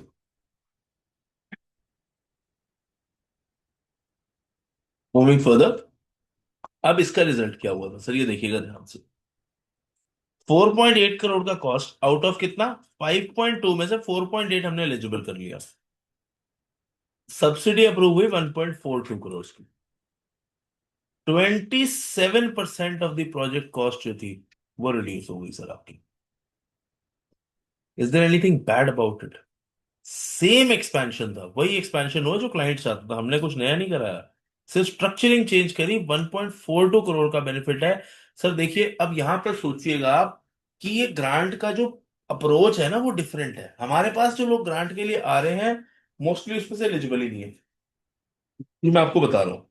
क्योंकि ग्रांट जो है ना वो पैसे बचा सकती है, और पैसे बचते किसके? जिससे वो पैसे होते हैं। ज्यादातर मेरे पास जो खुद डायरेक्ट आ जाए तो चलो फिर भी एक बार को अब रिफाइनिंग हो गई है, बिकॉज डोमिनो इफेक्ट, पहले क्लाइंट को पता तो पिछले वाले को पता लग गया। Many professionals approach me with clients who have nothing in their hand and they're approaching for big grants of crores. Sir कहां से आएगी करोड़ों की ग्रांट जब तक उसका स्टार्टिंग पॉइंट नहीं है? 5 करोड़ की इन्वेस्टमेंट में 1 करोड़ का ग्रांट, ये बहुत बड़ा है सर, ये सबसे बड़ी परसेंटेज ऑफ कॉस्ट है। ये पॉसिबल तो है। छोटे छोटे प्रोजेक्ट जिसमें कुछ है नहीं, एक्सपेंशन का सोचा नहीं, बस हमारे को ग्रांट दिला दो। हाथ में पैसे नहीं है, लोग सोच रहे हैं हमें ग्रांट दिला दो। अरे ग्रांट एक्सपेंशन के लिए एक पोर्शन, लोग कह रहे हैं चलो मेरा एक बिजनेसमैन है, उसके पास एक XYZ कोई फैक्ट्री है, उसका टर्नओवर है मान लीजिए 1-2 करोड़ रुपए महीने का, आप उसे ग्रांट कौन सी दिला सकते हो? अरे 1-2 करोड़ रुपए महीने के टर्नओवर का मैं क्या करूं? आप ये बताइए ना कि वो 2 करोड़ में एक्सपेंशन करना चाह रहा है, मैं उसके बाद बता देता हूं आपको कि उसमें 10-20-50 लाख की आपको सब्सिडी इशू हो जाएगी। Right, so this is the role of a grant. ये बड़ा जरूरी है समझना कि ग्रांट का रोल क्या है। यहाँ यही समझिए कि ग्रांट ने क्या किया। आप ध्यान से देखिए, ये पहली कंडीशन ही इंपॉर्टेंट है, किस तरह के बंदे को ग्रांट मिल रही है, किस तरह का स्ट्रक्चर होता है क्लाइंट का ग्रांट का। चलो अभी आपने कहा कि चलो अभी आपने वो बात करी है कि जो ग्रांट मिलनी थी, बड़ा क्लाइंट था, ये था, और उसमें तो भैया 5-6 करोड़ का एक्सपेंशन था। मैं छोटी ग्रांट की बात कर रहा हूँ इसके बाद आपसे। एवरेज साइज है, बहुत बड़ा नहीं है, बहुत बड़ा नहीं है, बहुत बड़े की आप टेंशन छोड़ दो। मैं छोटे क्लाइंट पे आ जाता हूँ सिर्फ। This is a food processing unit. बहुत छोटे साइज होते हैं, आप सब जानते हैं फूड प्रोसेसिंग यूनिट्स जो होते हैं ना, वो they have a different approach. So grant strategy जो है ना, वो स्टार्ट कहाँ होती है? Before the client purchases machinery, उसके बाद नहीं स्टार्ट होगी ग्रांट स्ट्रैटेजी। और ड्राफ्टिंग के बड़ा इंपॉर्टेंस है। ड्राफ्ट करोगे आप अपनी ग्रांट को बैंकर की तरह, तो गवर्नमेंट जरूर उसे रिजेक्ट कर देगी, आई प्रॉमिस। बिकॉज बैंकर को तो आप यही प्रूव करते हो ना कि पैसा मिलेगा, पैसा मिलेगा, पैसा वापस कर देंगे। यहाँ आते हैं इस क्लाइंट की प्रोफाइल पे। पहली बात समझ लीजिए, पैकेज फूड बनाता था। मैं आपको थोड़ा सा इसका बैकग्राउंड और अच्छे से दे देता हूँ। पैकेज फूड छोड़ो, ये बुलॉन्जरी आइटम्स बनाता था, which is bakery. In French is called boulangerie. So she this lady has a small bakery, and very small bakery, but इनको कहीं से पैसा आया था, कुछ उनका पर्सनल था, पीछे इनहेरिटेंस था, जो भी था, वहां से पैसा आया था। उसके आने से पहले ही इनका टर्नओवर 12 करोड़ था ऑलरेडी। तो जब पैसा इनको आया तो इन्होंने कहा कि भाई हम कोल्ड स्टोरेज बना लें और ऑटोमेशन कर दें अपनी बेकरी का। बिकॉज इनके पास ट्रैक्शन था, प्रोडक्ट में जान थी सर, माल जोरदार था। मतलब इनके पास माल शॉर्ट ही रहता था मोस्टली। या ये कह लो, ये 2-3 आउटलेट और बना सकते थे अभी, या ये अभी तक अपने ही काउंटर से सेल कर रहे थे, ये भी ऑनलाइन कर रहे थे, लेकिन ये दूसरों के काउंटर पे भी अपना माल रखवा सकते थे। उस समय की बात कर रहा हूँ जब ये हमारे पास आए थे। अब इन्होंने सोचा कि चलो यार कुछ पैसा लगाते हैं। अराउंड 2 करोड़ रुपए का रेट निकला था, 2.1। भी दिस थोड़ा बहुत करेक्शन हो गया, मुझे याद है कि ये जो प्रैक्टिकल हुआ था वो मैं 2.1 या तो बाद में निकला होगा। इनिशियली जब ये मेरे पास आए थे तो इन्होंने कहा था 1-2 करोड़ रुपए आप मेरे लगवा दो, एंड हमें ये बनाना है, आप बताओ इसमें क्या हो सकता है। अब इनका क्या था, जो ऑलरेडी फंडिंग थी वहां पे था, हाँ जी अब मुझे याद है, 40% क्या था वो, 1-2 करोड़ नहीं था, 1-1.25 करोड़ हम लगाएंगे, 40% बैंक से, 40% हम लगाएंगे, 60% जो है वो बैंक फंड कर देगा। और बैंक भी इसमें ओके था, बिकॉज इसका प्रोजेक्ट रिपोर्ट प्रॉमिसिंग था और ऑलरेडी टर्नओवर है 12 करोड़ का उसके पास। तो चांसेस बन जाते हैं आपके लोन मिलने के, अच्छा, बिकॉज आपके पास ऑलरेडी एक अच्छी बैकिंग है स्टार्ट करने के लिए। तो अब जब हम इस क्लाइंट के साथ आगे बढ़ते हैं तो यहाँ मिस्टेक क्या हुई, इसने कंस्ट्रक्शन शुरू कर दी थी कोल्ड स्टोरेज में ऑलरेडी। ये हमारे पास जब तक आया, ऑलरेडी हमारा रेगुलर क्लाइंट है, विजिटिंग क्लाइंट है, उसको भी पता नहीं क्या हुआ, उसने कंस्ट्रक्शन, हो जाता है कभी कभी, कंस्ट्रक्शन वो शुरू कर चुका था। यहाँ पे जीएसटी की रिटर्न उसकी इरेगुलर थी पहले से, और जो कोटेशन उसने दिखाई थी, मोस्ट कोटेशन जो वो लाया था वो अपने रिलेटिव से बनवा के लाया था। और फाइनेंशियल प्रोजेक्शंस में डिटेल्स नहीं थी, नहीं था एक्चुअली। क्या था, इनके फाइनेंशियल प्रोजेक्शन में कुछ ऐसा ड्रामा था कि इनके फाइनेंशियल प्रोजेक्शंस बने थे उस पॉइंट ऑफ व्यू से जब बैंक्स में दिए जाते हैं कि क्या है। There was no inception of कि हम कितना अर्न कर जाएंगे, या हम कितने एम्प्लॉयज हायर कर लेंगे इसकी वजह से, या हम कितना पैसा बचा पाएंगे, या हम कितना इसमें कंट्रीब्यूट कर पाएंगे, what will be our contribution. तो this was a big challenge. अब इसमें क्या था, सबसे पहला रिस्क तो यही था कि एप्लीकेशन आप करने आए हो ग्रांट का, फर्क बस इतना है पिछले ने ग्रांट का सोचा नहीं था, ये सोच के बैठे थे, तो एप्लीकेशन रिजेक्ट ही होनी थी, बिकॉज इनके ये सारे मिस्टेक्स हो चुके थे। और स्कीम के अंदर ब्लैकलिस्टिंग भी हो सकती है, ये मैं आपको क्लियर कर दूं अगर आपको नहीं पता। आप स्कीम से ब्लैकलिस्ट किए जा सकते हो 1-2 बार गलत ग्रांट अप्लाई करके। और वर्किंग कैपिटल कहाँ से लाओगे? आपने बना तो लिया कि मैं इतना बड़ा प्रोजेक्ट लगाऊंगा, ये करूंगा, वो करूंगा, वर्किंग कैपिटल कहाँ से आएगी भाई? इसको चलाने के लिए भी तो पैसे चाहिए ना। आपने सेल बढ़ा लिया, आपने प्रोजेक्ट बढ़ा लिया, आपके पास बड़ी मशीनें हैं, सब कुछ है, 1-2 महीने 3 महीने तो लगेंगे ना माल बनने में और बिकने में, और उसके बाद उसका टर्न अराउंड आने में। हर प्रोडक्ट की लाइफ साइकिल होती है। आई होप आपको सबको याद होगा, अपनी कॉस्टिंग की क्लासेस याद कीजिए, या रेगुलरली जो लोग कॉस्टिंग मैनेजमेंट अकाउंटिंग करते हैं उनको पता ही है कि लाइफ साइकिल होती है हर प्रोडक्ट। कहानी यहाँ खत्म नहीं होती, कहानी यहाँ से शुरू होती है सर। अब हर कहानी में सबसे इंटरेस्टिंग पॉइंट तो वहीं पे आएगा जहाँ पे हम एंटर होंगे, क्योंकि ऑब्वियसली प्रेजेंटेशन हमारी है। अदरवाइज ऐसा नहीं है कि कोई सुपर ह्यूमन लेवल पे काम कर रहा है। It's a very simple small practice which everybody has. अब यहाँ पे हमने क्या चेंज किया? पहली चीज ये इंपॉर्टेंट है सर, हमने जीएसटी कंप्लायंस और हिस्ट्री सारी उसकी रेगुलेट कराई। वेंडर स्ट्रक्चर को रेगुलेट किया। वेंडर स्ट्रक्चर में क्या प्रॉब्लम थी? रिलेटेड पार्टी कोटेशन आप दिखा रहे हो, नहीं, आप वेंडर स्ट्रक्चर रेगुलेट कीजिए, मल्टीपल कोटेशन से लाइए, जो भी है। डिफेंसेबल ग्रांट में डिफेंसेबल प्रोजेक्शन बनाइए 5 साल की, हवा में नहीं, ग्रांट में जो डिफेंड हो सके वो बताइए। और कंस्ट्रक्शन की टाइमलाइन को हमने सीक्वेंस किया कि भैया हम यहाँ पे करेंगे इतनी कंस्ट्रक्शन, 1 साल बाद यहाँ पहुंचेंगे, दूसरे साल में यहाँ, और 2.5 साल में लॉन्च। ये होती है सीक्वेंस कंस्ट्रक्शन। ठीक है, I hope everybody gets that point. अब इसका रिजल्ट बता देता हूं मैं। 58 लाख की सब्सिडी आपको सैंक्शन हुई थी। वर्किंग कैपिटल आपकी 40 लाख के आसपास बेहतर हो गई। बॉस आपके पास पैसा 58 आ गया तो 40 लाख बच भी गया था, जिसे आप वर्किंग कैपिटल में लगा पाए। सो कंप्लायंस हाइजीन ऑल्सो डिसाइड्स दी कैपिटल एक्सेस। कंप्लायंस का हाइजीन आपका जितना अच्छा है, उतना ही आपका कैपिटल एक्सेस इंप्रूव होएगा। ये सिचुएशन है sir. This is all from me, and we have the recap timing and everything, but there are many questions that I want to answer.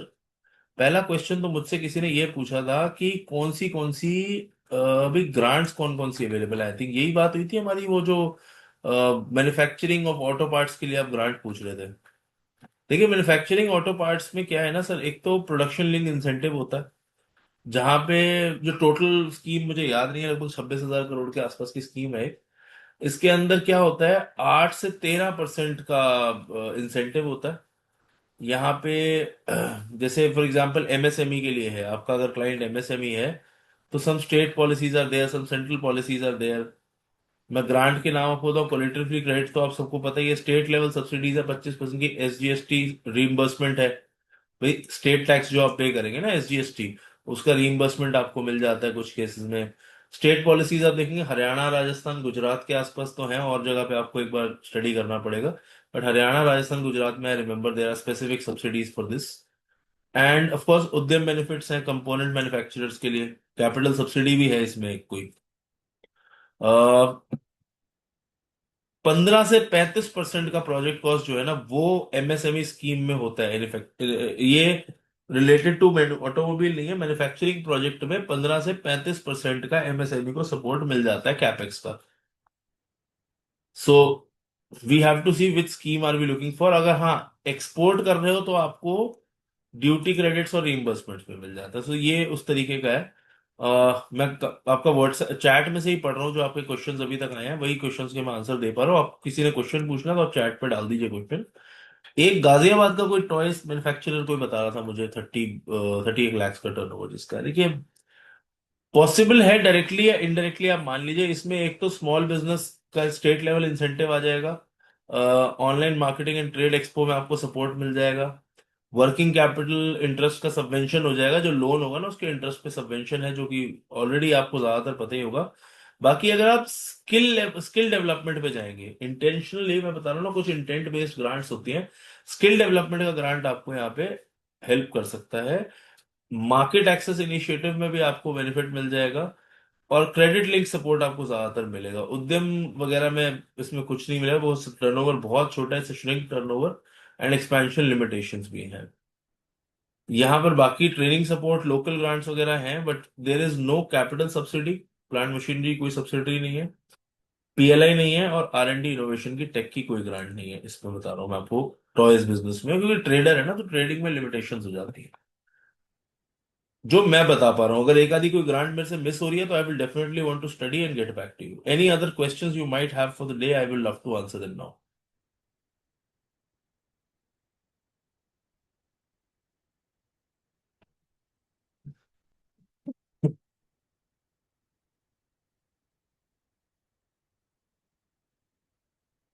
Moderator साहब, एनी क्वेश्चंस? मैंने जो हो Yeah, सके no handle किए questions. ना। I think we should end the session now. Okay sir, perfect. It was a pleasure. There's something, some sort of a message. Let me see.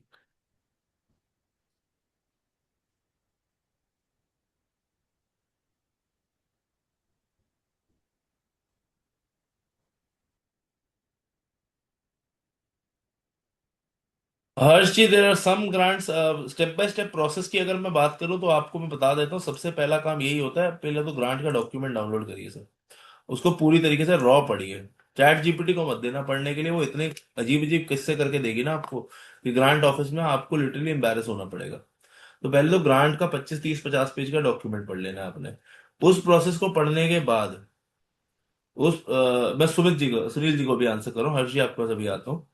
तो आपने उस grant को अप्लाई करने से पहले आपने देख लिया उसके डॉक्यूमेंट क्या है। पहला काम ये है, उसकी पहले तो रेगुलराइजेशन देख लो, अकाउंट्स ठीक है अभी तक के, उसका जीएसटी वीएसटी सब बराबर से चल रहा है, इनकम टैक्स वगैरह आरओसी वगैरह सब फाइल्ड होना चाहिए। फिर सेकंड स्टेप पे चलेंगे, डॉक्यूमेंट्स की लिस्ट बना लो क्या क्या चाहिए। अब उन डॉक्यूमेंट्स को तोड़ दीजिए, एक एक को वन वन स्टेप बना दीजिए। स्टेप वन पे जितने डॉक्यूमेंट है, उस डॉक्यूमेंट में जितने काम होने हैं आपने लिख लिए। भाई सिंपल डॉक्यूमेंट केवाईसी पैन आधार को तो आप इग्नोर ही कर दीजिए। आपका मेन डॉक्यूमेंट मैं आपको बताता हूँ, जैसे एफसीआई का सीए का सर्टिफिकेट है, अब आप ही सीए हो, आप ही ने देना है। पहले तो ये ड्राफ्ट कीजिए ना एज अ सीए, आपको वो सर्टिफिकेट देने के लिए क्या क्या चीजें चाहिए, वो भी आपने ही बनानी है बैठ के। बनाइए उसको बैठ के पहले।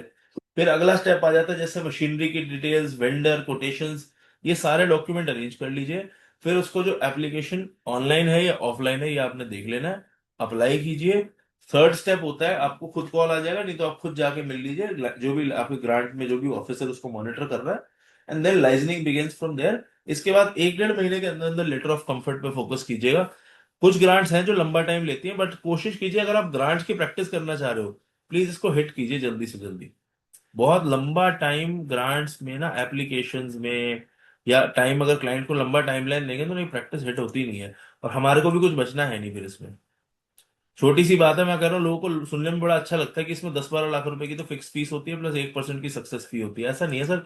आप 6 6 महीने लगाइए, कोई फायदा नहीं 12 लाख की फीस का। टीम भी लगानी पड़ती है आपको, उस हिसाब से उतने ही इंटेलिजेंट बच्चे आपको रखने पड़ते हैं, उतना ही स्टाफ आपको स्ट्रेंथ देनी है, उतना ही काम अच्छे से करना है। ज्यादातर तो आपको बांटना पड़ता है। ऑलराइट। अब पहली बात ये है कि किसी ने, हर्ष जी ने मुझसे पूछा है कि भाई ग्रांट कहाँ ढूंढता है। सर पहले तो msme.gov.in पे चले जाइए, उसमें स्कीम की बुकलेट होती है पूरी। startupindia.gov पे मिल जाएंगी आपको बुकलेट्स। ये हो गए बेसिक बेसिक्स। अब आपको स्कीम स्पेसिफिक पेजेस है, इसमें पीएलआई देखनी है, पीएमएफपी देनी है, एमएआई सीजीटी एमएससी, पीएमईजीपी देखना है, या राजस्थान एमएसएमई पॉलिसी है, यूपी स्टेट एमएसएमई पॉलिसी है, आप देख सकते हैं। लोकल अप्रूवल्स के लिए आप जा सकते हैं, डिस्ट्रिक्ट ऑफिसेज तक आप जा सकते हैं। अप्रूवल कहाँ कहाँ पे होते हैं, जैसे डिस्ट्रिक्ट इंडस्ट्री सेंटर होता है, डीआईसी होता है, वो उसका पोर्टल होगा स्टेट का, रिको है, इन्वेस्ट पोर्टल्स है, इन्वेस्ट यूपी है, कुछ पोर्टल्स बने हैं इस तरीके के। और अगर आपको सर्च करना है तो आप कर लीजिए, स्टेट का नाम डालिए, उसके आगे पॉलिसी डालिए, चैट जीपीटी को बोलिए सर्च तो करके दे ही देगा आपको ग्रांट्स कुछ। बाकी जो मैं आपको एक शॉर्ट लिस्ट बता देता हूँ कौन कौन सी ग्रांट्स हैं। एक तो एमएसएमई रिलेटेड सेंट्रल स्कीम्स बहुत इंपॉर्टेंट होती है, जिसमें मार्जिन मनी का असिस्टेंस होता है, क्रेडिट सपोर्ट भी मिल जाता है। क्रेडिट सपोर्ट कॉमन है, आई थिंक वो सबको पता ही है, तो मैं ज्यादा उस पर एम्फेसाइज नहीं कर रहा हूँ। ऑटोमेटर auto automobiles and auto spare parts components बनाने में पीएलआई होती है ज्यादातर। बाकी prime minister employment generation programme है, जिसके अंदर प्रोजेक्ट फाइनेंस हो जाता है, सब्सिडीज मिल जाती है माइक्रो मैन्युफैक्चरिंग प्रोजेक्ट के लिए। बाकी formalisation of micro food enterprises है, पीएमएफएमई।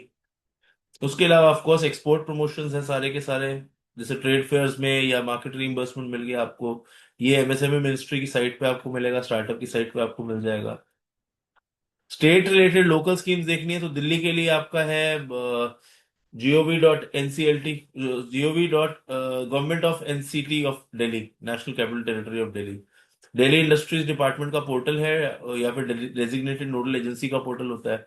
यूपी में इन्वेस्ट यूपी एक आपकी वेबसाइट है, वहां पे आप जाइए, उसमें आपको मिल जाएगा ये जो आप जो भी ढूंढना चाह रहे हैं आपके लिए। Invest UP is a very good portal, and वो बहुत यूजर फ्रेंडली भी है, बिकॉज हम लोग सबसे ज्यादा यूज करते हैं तो हमें लगने लग गई यूजर फ्रेंडली। राजस्थान के लिए it is, I think, I start Rajasthan है राजस्थान में। हरियाणा में आप काम करना चाह रहे हैं तो इट इज msme.haryana.gov.in, ये आपका पोर्टल हो जाता है।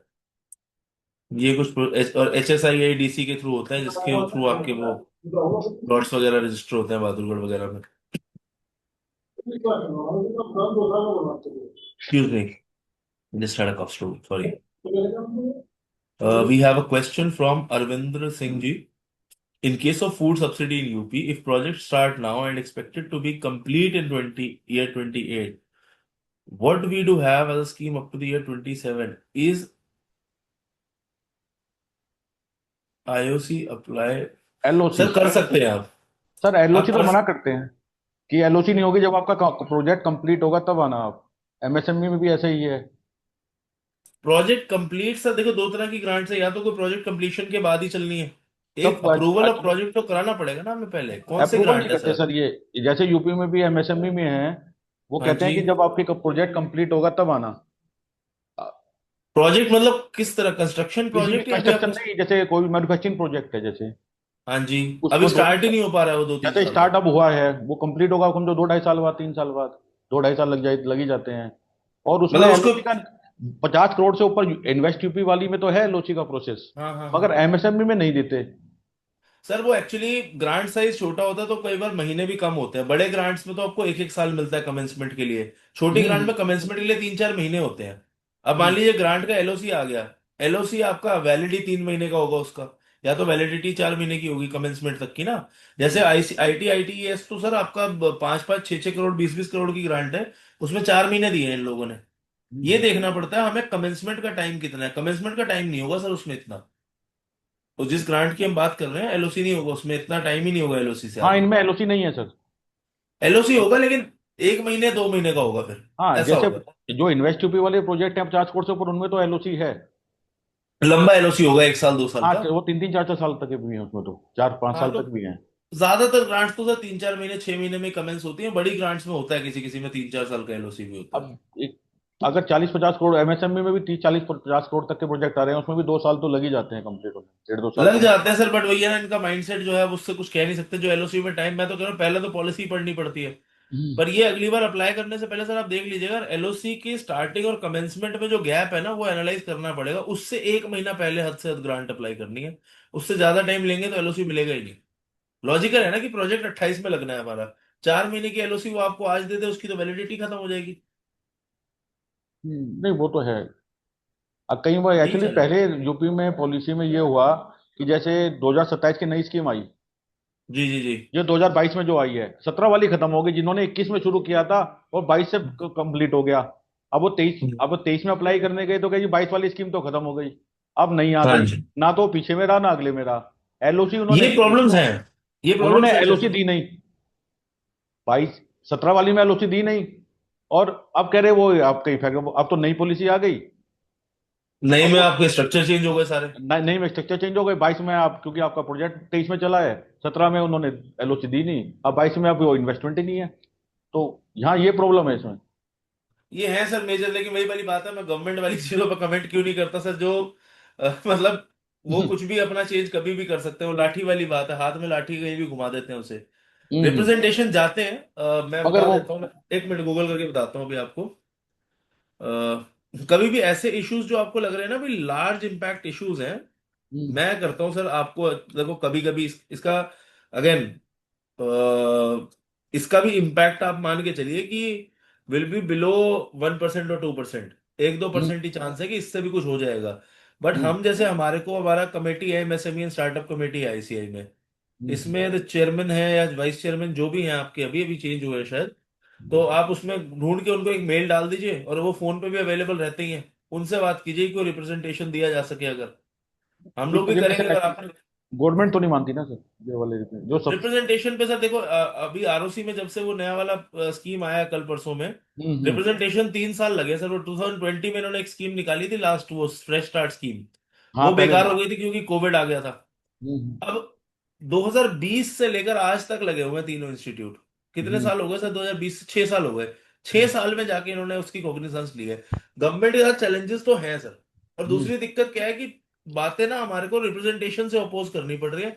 पार्लियामेंट्री ऑपोजिशन है नहीं, जो लॉजिकल ऑपोजिशन कोई दे सके वहां। भाई ये तो प्रॉब्लम है, ये प्रॉब्लम उठनी भी चाहिए सर। अब we can just try to raise by representation, हम आईसीआई के थ्रू ही दे सकते हैं, बिकॉज हमारा पेरेंट इंस्टीट्यूशन आईसीआई है। कोई बाहर में अगर आप जुड़े हुए हैं तो बार काउंसिल से भी दिलवा दीजिए, मतलब मल्टीपल जगह से जाता है तो फिर इफेक्ट आता है उस चीज का। ठीक है। दिस इज एन अप्रोच, मतलब ये मेरे सेशन से अलग है, मतलब ये तो मैं आपको वैसे नहीं नहीं बता ठीक रहा है, हूँ कि हाँ एक होता पत्ते से है। निकाल रहा हूँ बात की भी, हाँ ये हो सकता है भी एक मगर तरीका है। इन्होंने काफी प्रेजेंटेशन गए, उन्होंने कंसीडर करे नहीं यूपी ने। बहुत है सर यूपी में एक्चुअली, और दूसरा चैलेंज भी है, वो पर्सनली तो बात कर सकते हैं, लेकिन ऑफिशियली मैं क्या बोलूं उस पर। हाँ वो नहीं ठीक। ग्रांट अप्रूवल का प्रोसेस भी यहाँ पे थोड़ा सा क्रुकेड ही है हल्का सा, मतलब बहुत हाँ बहुत वैसा नहीं है जैसा हम नॉर्मली आपका महाराष्ट्र वगैरह में है ना, कि अच्छा, वहाँ पेपर स्मूथ वर्क है। पे स्मूथ है थोड़ा। तो जो अच्छा। खासकर वहाँ रियल एस्टेट सब्सिडीज बहुत है ना, हम्म। स्मूथ है प्रोसेस, काम करने में मजा आता है सर, मतलब। हाँ बट इधर तो अगेन थोड़ा सा दिक्कत इधर दूसरा तरीका है ना, फिर वो तरीका बीच में आ जाता है जो कि करना नहीं चाहते। है। चलिए खैर, I hope we had a good session. Thank you so much to the moderator hmm. And moderator साहब take over, thank you so much. Sir आपका नंबर मिलेगा? हाँ मैं आपका नंबर सर आपको भेजता हूँ ना, अभी मैं लिख देता हूँ, इस पे स्क्रीन पे ही हाँ। डालता हूँ। मेरा नंबर दोस्त आप डाल देंगे 8447044100, एक बार डाल दीजिए उस पे चैट बॉक्स आप पे। कहाँ प्रैक्टिस करते हैं? मैं गाजियाबाद बैठता हूँ सर वैसे, लेकिन मैं प्रैक्टिस गाजियाबाद। तो जहाँ लॉ वहीं कर लेते हैं सर। ठीक है। सर मैं आपका नंबर सबको रिकॉर्डिंग के साथ सेंड कर दूंगा। सेंड कर देंगे सर, ये सेंड कर देंगे नंबर, हम्म। ठीक है ना, भेज दीजिएगा नंबर आप प्लीज। ठीक है। All thank CS were in the audience ना, तो सीएस ही हाँ तो है सर। ऑडियंस में, हाँ भेजो नंबर, क्या हो तो मेरा डायरेक्टरी में नंबर, तो कोई दिक्कत ही नहीं है। ठीक है सर, मैं ओके। आपसे डिस्कस करता हूँ आराम से, will talk someday very soon. हाँ मैं सब्सिडी में आप एक्चुअली कहाँ वर्क बैठते कर हैं रहा सर, हूँ। अरविंद जी आप कहाँ बैठते हैं? मुजफ्फरनगर, मुजफ्फरनगर। मुजफ्फरनगर, मैं आया था आपके यहाँ पीयर रिव्यू का सेशन लेने आया था 2 साल पहले, अच्छा, पीयर रिव्यू का मैंने साल नहीं भर किया था। पहले। हाँ। आपने किया था? अभी हुआ था, पिछले साल हुआ था शायद। हाँ। पिछले साल मैं आया था सर वहाँ पे। अच्छा, मैंने नहीं ज्वाइन किया था ना पीयर रिव्यू वाला। आपने नहीं ज्वाइन किया था? हाँ। Because I remember that, because मेरे घर में उस दिन मैरिज थी। मुजफ्फर हम्म। वैसे 100 सेशन लास्ट 2-3 साल से हो रहे हैं पीयर रिव्यू के, याद हम्म। नहीं रहते। मुजफ्फरनगर स्पेशली याद है कि मैंने लास्ट 2-3 दिन पहले एक सिस्टर का रोका निकल गया था, हम लोग रुकने वाले थे फिर, लेकिन हमने फिर भी किसी तरह मुजफ्फरनगर में मॉर्निंग में गया, आपकी टीम ने भी बड़ा सपोर्ट किया कि मॉर्निंग 9 बजे से सबको बुलाया, भाई 8-10 लोगों को बिठा के सेशन स्टार्ट टाइम से करा दो, बिकॉज मुझे यहाँ ठाके में पहुंचना था। हम्म। कोई नहीं, मैं ठीक है सर, कनेक्ट करता थैंक हूँ यू। सर आपसे। हाँ जी ओके। सर, मिलता हूँ मैं आपसे, मुजफ्फरनगर भी आ जाता हूँ तो कभी आपसे जरूर मिलता हूँ जल्दी। बिल्कुल बिल्कुल सर। Okay sir, okay.